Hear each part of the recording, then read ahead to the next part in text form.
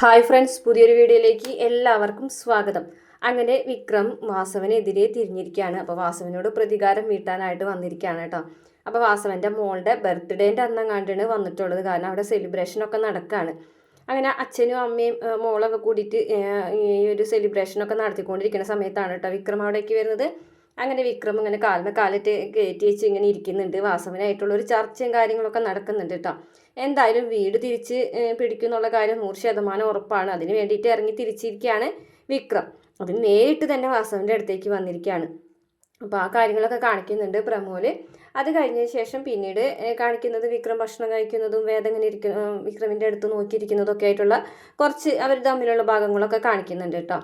അതിനുശേഷം പിന്നീട് കാണിക്കുന്നത് എല്ലാവരും കൂടി ഇങ്ങനെ ഇരിക്കുകയാണ് കേട്ടോ. കാരണം മാഷുടെ കാര്യം കുറച്ച് വിഷമത്തിലാണ്. കാരണം മാഷുക്ക് അതൊരു നിയന്ത്രണം വിട്ട പോലെ ആവും കേട്ടോ ഈ ഒരു വീടിൻ്റെ ജപ്തിയുടെ കാര്യം ആലോചിച്ചിട്ട്. അപ്പോൾ ദർശനെ വിളിച്ചിട്ട് വേദ ഉപദേശം തേടുന്നുണ്ട്. ഇപ്പോൾ ദർശൻ പറയുന്നുണ്ട് ഇനിയിപ്പോൾ സഹായിക്കാൻ പറ്റുന്നത് അങ്കിളാണ്, വേദയുടെ അച്ഛനോടൊന്ന് ചോദിച്ചു നോക്കാൻ പറയും കേട്ടോ. പക്ഷേ ദർശൻ തന്നെ നേരിട്ട് ചെന്ന് നമ്മളെ ശങ്കരനാരായണനെ കാണുന്നുണ്ട്. പക്ഷേ അദ്ദേഹം അങ്ങനെ കൈ മലർത്താണ്. കാരണം ഈ ഒരു കാര്യത്തിൽ ഇടപെടൂല എന്നുള്ള രീതിയിൽ നിൽക്കുകയാണ് കേട്ടോ.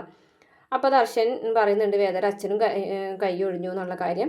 പിന്നീട് പറയുന്നത് നമ്മുടെ മാഷ് വന്നിട്ട് വീട്ടിലിങ്ങനെ പൊട്ടിച്ചിരിക്കുകയാണ്. കരയിനുണ്ട് ചിരിക്കുന്നുണ്ട് കേട്ടോ.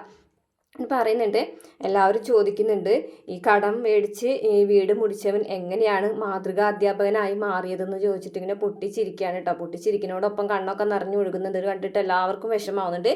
പിന്നെ കാണിക്കുന്നത് JCB വെച്ചിട്ട് വീട് പൊളിക്കാനായിട്ട് വരുന്നൊരു ഭാഗമാണ്. പക്ഷെ ആ സമയത്ത് നന്ദിനിയും വേദയും അതുപോലെ തന്നെ ശ്രീജിയും എല്ലാവരും നിരന്ന് ആ ഒരു JCBൻ്റെ മുന്നിൽ വന്ന് ഇങ്ങനെ തടസ്സം നിൽക്കുന്നതായിട്ടാണ് കേട്ടോ കാണിക്കുന്നത്. എല്ലാവരും ഒരുപോലെ അതിനെ എതിർക്കുന്ന ഒരു ഭാഗമാണ് കാണിക്കുന്നത്.